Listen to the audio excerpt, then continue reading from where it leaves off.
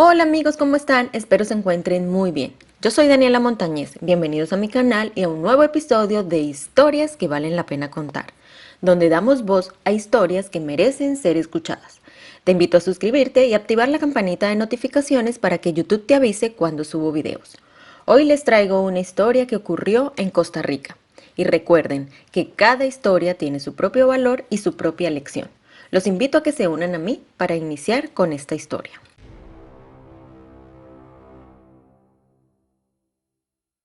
En el 2020, en Costa Rica las estadísticas mostraban un aumento en los casos de violencia de género, en comparación con años anteriores, lo que llevó a protestas y un llamado a la acción para abordar este tema. Y es por eso que hoy hablaremos de la historia de Alison Bonilla, una joven que desapareció el 4 de marzo del 2020 en el poblado de Ujarrás, El Paraíso, y posteriormente fue encontrada 6 meses después, el 28 de septiembre, en un botadero de basura en San Jerónimo de Cachí, en Paraíso, Cartago, Costa Rica.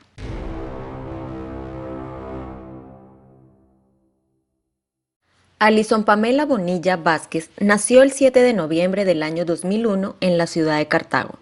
Tenía 19 años de edad. Era hija de Gendry Vázquez. Su padre no figura en la información disponible. Alison era hija única, de padres divorciados. Su madre prácticamente la crió sola. Vivía con su madre y abuela en la urbanización Florencia del Castillo, en el poblado de Ujarrás. Quienes la conocían la describen como una muchacha dulce, tierna, tranquila, muy familiar, pero sobre todo muy coqueta. Siempre le gustaba verse bien. Se la llevaba muy bien con su madre, eran mejores amigas.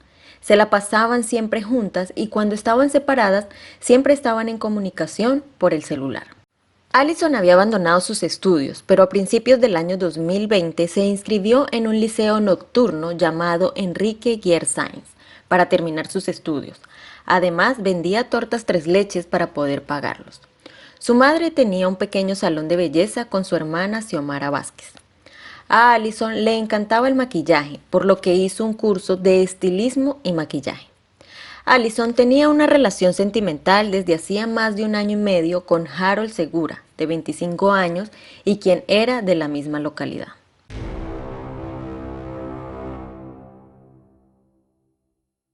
Según las investigaciones, Alison salió de su casa en Ujarrás alrededor de las 5:15 de la tarde del 4 de marzo para asistir a su tercer día de lecciones en el Liceo Enrique Guier Sáenz, ubicado a unos 5.5 kilómetros de distancia de su casa.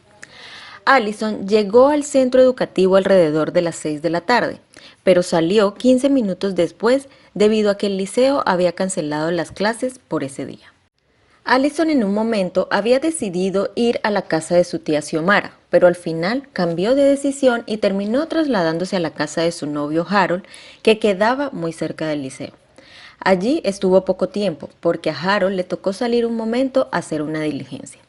Y Alison, alrededor de las 8 de la noche, decide irse. Salió con rumbo a su casa. Llegó a la parada de autobús, lo tomó y Harold, minutos después, le envía un mensaje de texto diciéndole que mejor lo hubiera esperado y que él le habría pagado un taxi. Sin embargo, a las 8:40 de la noche, Alison llegó a la parada donde debía bajarse y luego tenía que caminar a su casa en un trayecto oscuro y solitario de 1.6 kilómetros de distancia aproximadamente. Alison contactó a su madre para pedirle que la esperara en un puente a unos 500 metros de su casa, pero también le envía un mensaje a su novio en el que le dijo que ella se acababa de bajar del bus y que también se bajaron dos hombres con una pinta rara y que iban detrás de ella, por lo que se iba a apurar porque le daban miedo. Luego la madre de Alison, la señora Gendry, llegó al lugar para esperar a su hija y acompañarla. Sin embargo, la joven nunca llegó. Una cámara de seguridad de una casa cercana al puente captó alrededor de las 8:47 de la noche a Alison dirigiéndose hacia su casa, con un paso apresurado y ya más nada se supo de ella. Su última conexión fue a las 8:50 de la noche. Pero como Alison nunca llegó, la madre de Alison la reportó ante las autoridades como desaparecida a la 1:30 de la madrugada e inició su proceso de búsqueda en la mañana del 5 de marzo. Donde encontraron algunas pertenencias de Alison como sus lentes y zarcillos, o aretes como los conocen en algunos países. Días después encontraron la cédula. El 11 de marzo, un vecino informó a las autoridades que alrededor de las 8:30 de la noche, él vio a Allison pasar caminando y a un automóvil estacionado cerca del puente. Posteriormente, este automóvil arrancó y comenzó a seguir a la joven para luego devolverse a toda velocidad. La policía encontró el carro y al dueño, quien se trataba de Nelson Sánchez Ureña, de 29 años, quien residía en una de las casas cercanas a la de Allison, y de inmediato fue puesto en prisión preventiva.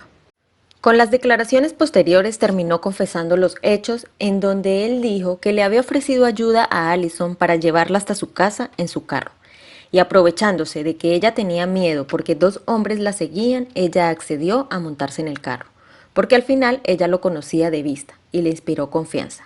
Luego él la llevó hasta una finca donde la golpeó, abusó de ella y posteriormente le quitó la vida para luego lanzarla por un barranco de más de 450 metros de profundidad y dejarla en el basurero, donde las autoridades se dirigieron al lugar. Allí encontraron sus restos óseos que el 5 de octubre fueron confirmados que pertenecían a Allison Bonilla.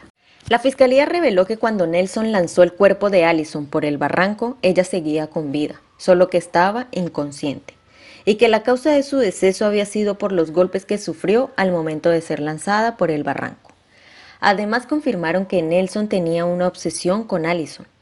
A Nelson lo habían imputado por homicidio calificado, pero lo cambiaron por homicidio simple, porque según no lo había planificado. Finalmente, el 18 de agosto del 2021, a más de un año de los hechos, Nelson Sánchez lo habían condenado a 18 años de prisión por homicidio simple, quedando absuelto del delito de abuso, ya que no lo pudieron comprobar por el estado en el que encontraron el cuerpo. Sin embargo, la familia no estaba conforme con la pena y 3 años después, en septiembre del 2023, dicha sentencia fue anulada por la Sala Penal de la Corte Suprema de Justicia, por lo que el caso fue revisado nuevamente porque hubo muchísimas marchas para pedir una sentencia más alta y sobre todo pedir justicia, por lo que se volvió a cambiar a homicidio calificado y la pena fue aumentada a 35 años de prisión para Nelson. La madre de Allison, la señora Gendry, al escuchar la nueva sentencia dijo, y cito: "Yo sé que está al lado de Papá Dios y sabía que se iba a hacer justicia. Estoy feliz porque sé que ese hombre no va a salir ahora. No le pusieron más años porque no se puede, pero esa persona se merece más años". Y bueno amigos, así llegamos al final de la historia de hoy. Un relato profundamente indignante, como tantos otros que hemos compartido. Lo que le sucedió a Allison movilizó a la sociedad. Era una joven con sueños y una vida por delante. Fue víctima de un acto brutal que conmocionó a su comunidad y generó un clamor por justicia. El proceso judicial, con sus altibajos, refleja las luchas que enfrentan muchas familias en busca de justicia para sus seres queridos. Nos vemos en un próximo videíto, amigos. Les agradezco mucho por acompañarnos en esta entrega.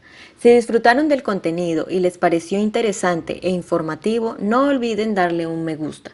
También me encantaría conocer sus opiniones sobre este caso y no duden en dejar sus comentarios, siempre con respeto hacia las víctimas y sus familias. Su apoyo nos ayuda a seguir creando contenido que promueve a la reflexión y sobre todo conciencia. Al final del video he preparado un pequeño homenaje en honor a la memoria de Allison. Que Dios los bendiga a todos y hasta la próxima. Adiós.